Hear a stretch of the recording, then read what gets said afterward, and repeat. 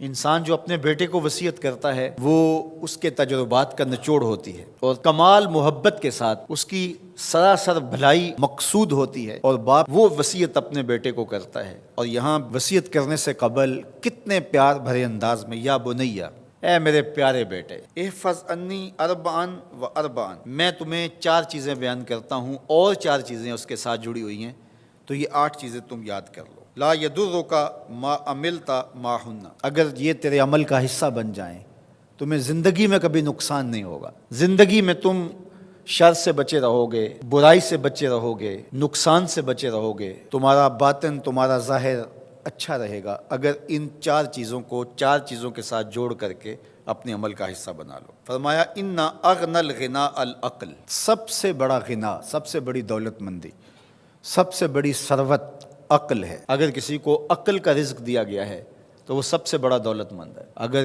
اس کے پاس مال و متاع بہت سارے ہیں لیکن بے وقوف ہے تو وہ دولت مندی نہیں ہے۔ وَأَكْبَرُ الْفَقْرِ الْحُمْقُ، اور سب سے بڑا فقر اور سب سے بڑی محتاجی جہالت ہے۔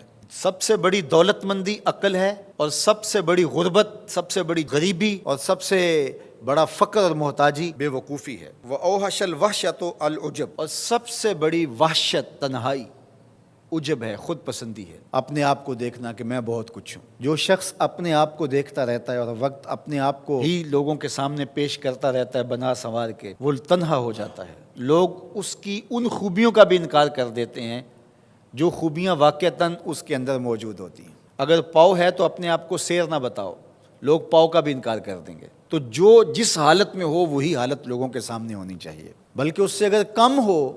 شیخ سعدی نے ایک بڑی خوبصورت بات لکھی کہ تم برے ہو لوگ تجھے نیک سمجھیں یہ بری بات ہے، لیکن تم نیک ہو اور لوگ تجھے برا سمجھیں تو کوئی فرق نہیں پڑتا، تم اللہ کی نظر میں نیک ہو۔ اس لیے تم اگر سیر ہو اور لوگ تمہیں پاؤ سمجھے تو کوئی فرق نہیں پڑتا، لیکن اگر تم اپنے آپ کو پیش کر رہے ہو تو لوگ تمہاری اس حیثیت کا بھی انکار کر دیں گے جو تمہیں حاصل ہے۔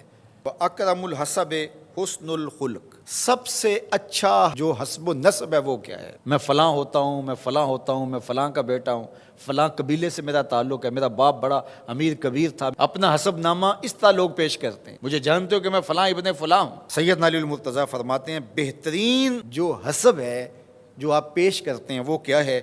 حسن الخلق، تمہارے اخلاق کیسے ہیں، تمہارا خلق گواہی دے گا کہ تم اچھے خاندان کے چشم و چراغ۔ مشکانست کے خود ببوئت نہ کہ عطار بگوئت، فارسی کا ایک مقولہ ہے کہ خوشبو وہ ہوتی ہے جو خود بتائے کہ میں خوشبو ہوں۔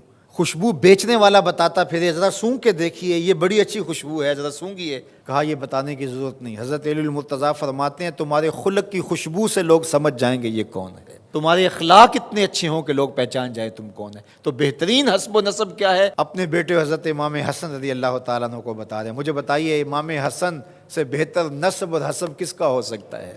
رسول اللہ کی بیٹی کے بیٹے ہیں، امام الاولیاء کے فرزند ہیں، رسول اللہ کے نواسے ہیں، بنو ہاشم کے چشم و چراغ ہیں۔ تو انہیں یہ نہیں کہا کہ تم یہ بتاتے پھرنا، بلکہ کہا کہ تمہارا خلق گواہی دے کہ میں محمد کا نواسا ہوں، تمہارے اخلاق گواہی دیں کہ میں نے فاطمہ کا دودھ پیا ہے، تمہارا کردار گواہی دے، تمہاری شجاعت گواہی دے کہ تم علی کے فرزند ارجمند ہو۔ اللہ اکبر۔ پھر حضرت علی المرتضیٰ رضی اللہ تعالیٰ عنہ ان چیزوں کو بیان کرنے کے بعد فرماتے ہیں یا بنیا، اے میرے بیٹے، ایاک والمصادقہ الاحمق، بے وقوف شخص کی دوستی سے ہمیشہ بچنا۔ فإنہ یرید ان ینفعک فیضرک، وہ دل سے چاہے کہ تمہیں نفع پہنچائے لیکن اپنی جہالت کی وجہ سے، اپنی بے وقوفی کی وجہ سے تمہیں نفع نہیں پہنچا سکے گا، تمہیں نقصان پہنچا دے گا۔ کہا جاتا ہے کہ بے وقوف دوست سے دانا دشمن اچھا ہے، تو وہ اسی قول کا مفہوم ہے۔ آپ نے اپنے بیٹے حسن کو یہ نصیحت کی، یہ نصیحت پلے باندھنے، اور کبھی بھی جاہل اور بے وقوف سے دوستی نہ رکھیں، اس سے رویہ اچھا رکھیں، سلوک اچھا کریں، اس کے لیے خیر کا ذریعہ بنیں آپ۔ یہ مطلب نہیں کہ بے وقوف کو آپ سلام بھی نہ کریں، لیکن دوستی اعتماد آپ اس پہ نہیں کر سکتے۔ وَإِيَّاكَ وَمُصَادِقَةَ الْبَخِيلِ، اور بخیل سے کبھی بھی دوستی نہ لگانا۔ فَإِنَّهُ يَبْعُدُ عَنْكَ أَحْوَجَ مَا تَكُونُ إِلَيْهِ، اس لیے کہ جب تجھے انتہائی ضرورت کا وقت آئے گا تو وہ تجھ سے دور ہٹ جائے گا، اور تو اس پہ توقع لگائے ہوئے ہوگا کہ میرا دوست ہے اور اوکھے ویلے میرے کام آئے گا، لیکن اوکھے ویلے وہ کام نہیں آئے گا۔ تو بخیل سے دوستی کا رب نہیں رکھنا۔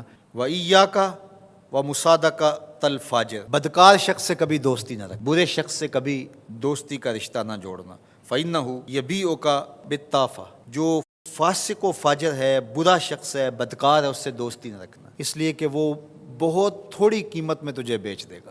اور آخری بات، وَإِيَّاكَ وَمُصَادَقَةَ الْكَذَّابِ، جھوٹے آدمیوں سے کبھی دوست نہیں رکھنا۔ فَإِنَّهُ كَالسَّرَابِ يُقَرِّبُ عَلَيْكَ الْبَعِيدَ وَيُبْعِدُ عَلَيْكَ الْقَرِيبَ، وہ بعید کو تجھے قریب دکھائے گا، قریب کو تجھے بعید دکھائے گا۔ جو چیز قریب ہوتی ہے، جو سراب ہوتا ہے تو دور سے پانی دکھائی دیتا ہے، لیکن جب قریب جا کے دیکھتے ہیں تو سراب ہوتا ہے، پانی نہیں ہوتا۔